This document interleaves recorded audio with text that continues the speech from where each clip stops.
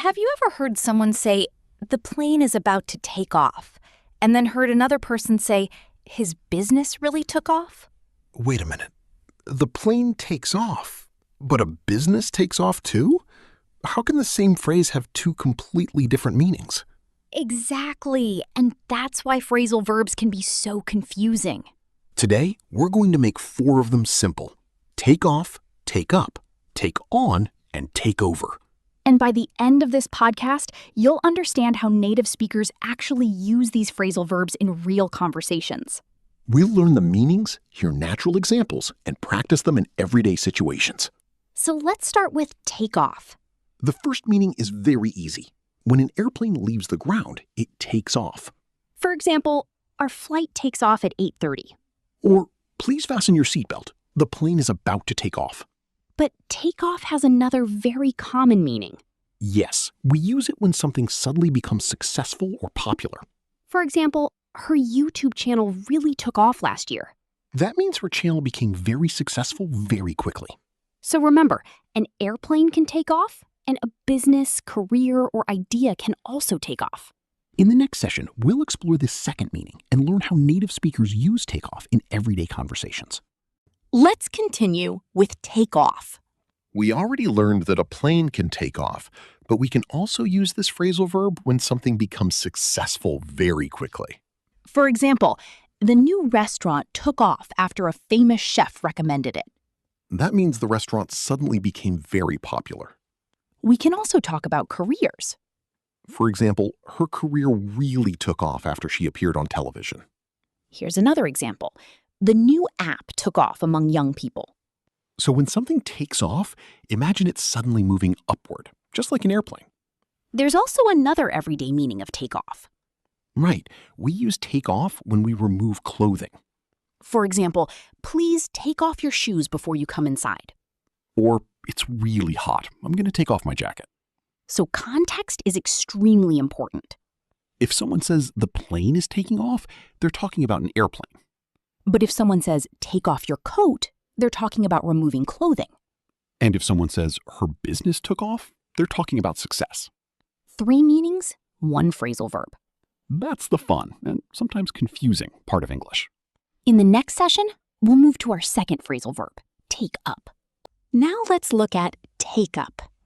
One of the most useful meanings of take up is to start doing a new activity or hobby. For example, I recently took up swimming. That means you started swimming as a new activity. Another example is she took up photography during college. So she started learning or practicing photography. You can use take up with many hobbies. You could say, I'm thinking about taking up yoga. Or, my brother took up playing the guitar last year. It's especially useful when you're talking about something new that you've added to your life.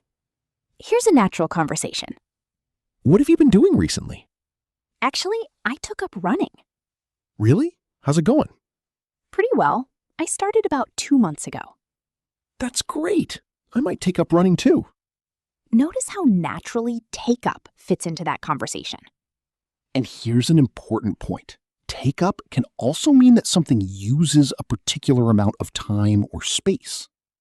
For example, this table takes up too much space. Or checking my emails takes up a lot of my morning. So take up can mean starting an activity or occupying time or space. In the next session, we'll focus on that second meaning.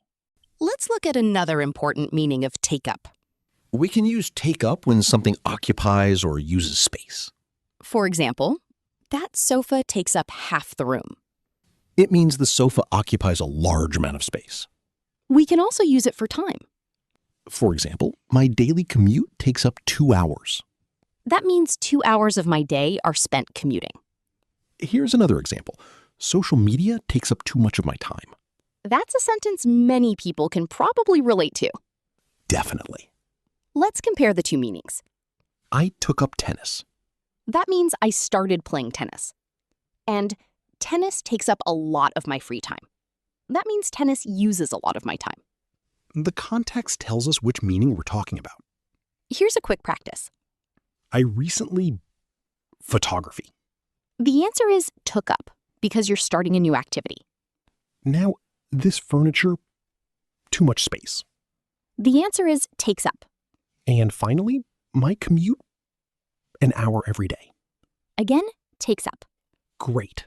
Now we're ready for our third phrasal verb, take on. Now we're going to learn take on. One of the most common meanings of take on is to accept a responsibility, task, or challenge. For example, I'm taking on a new project at work. That means you're accepting responsibility for the project. You can also say, she took on too much work. That means she accepted more work than she could comfortably manage. Here's another example. He's ready to take on the challenge. That means he's willing to accept and deal with the challenge. Let's imagine a workplace conversation. Your manager says, we need someone to lead this project.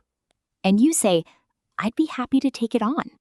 That's a very natural workplace expression. You can also use take on when a company hires employees. For example, the company is taking on 10 new employees this year. Here, take on means to hire or employ someone. So remember, take on a responsibility, take on a challenge, or take on new employees. And be careful not to take on more than you can handle.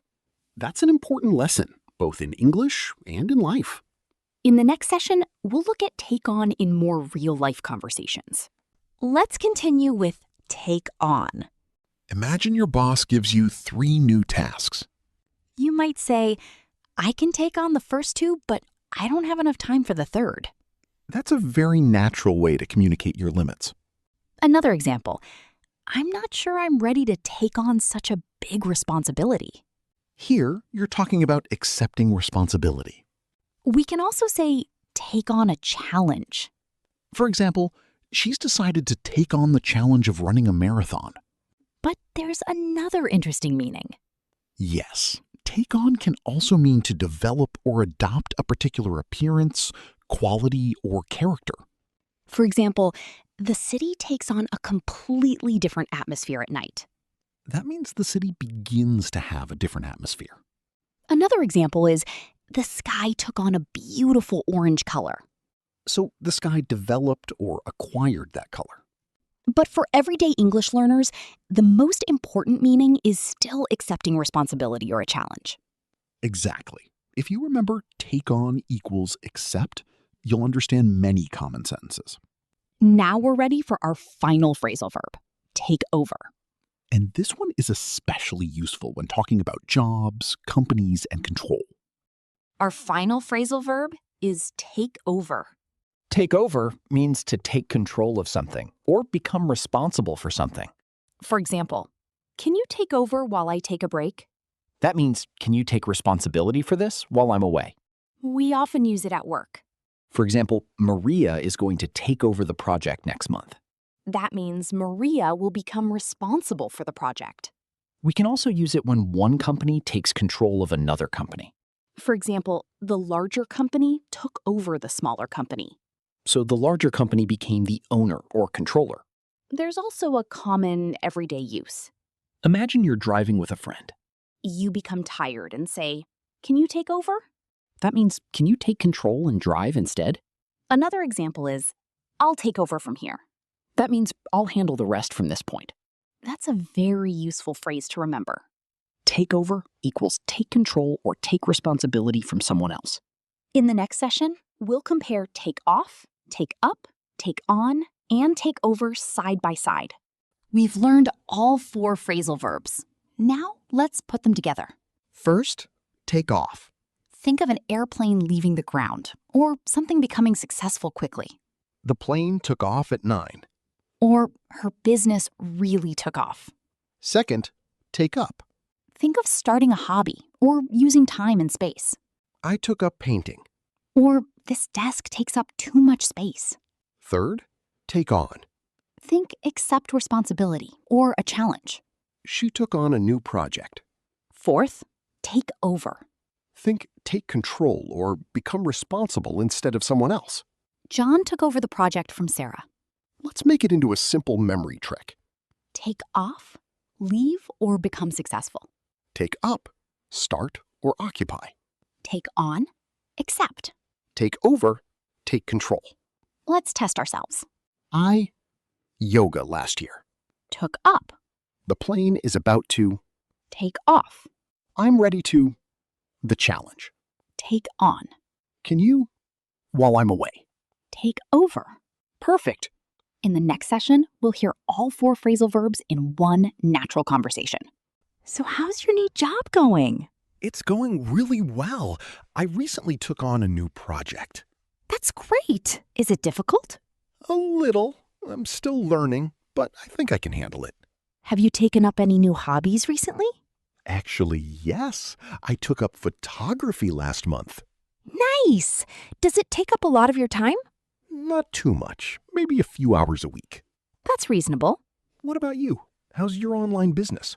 It's doing much better. It really took off this year. Wow, that's fantastic. Thanks, but I'm getting busier, so I might need someone to help me. You could hire someone to take over some of your responsibilities. That's actually a good idea. You don't have to take on everything yourself.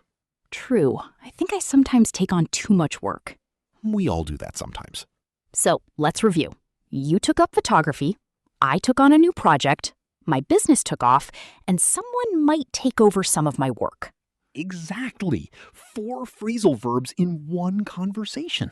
That's how you should learn them, not just by memorizing definitions, but by seeing how they work naturally. In our final session, we'll review everything and give you a speaking challenge. We've reached the final session. Let's review the 4 phrasal verbs one more time. Number 1, take off. An airplane takes off, and a successful business or career can also take off. Number 2, take up. You can take up a new hobby, or something can take up your time or space. Number 3, take on. You can take on a responsibility, a task, or a challenge.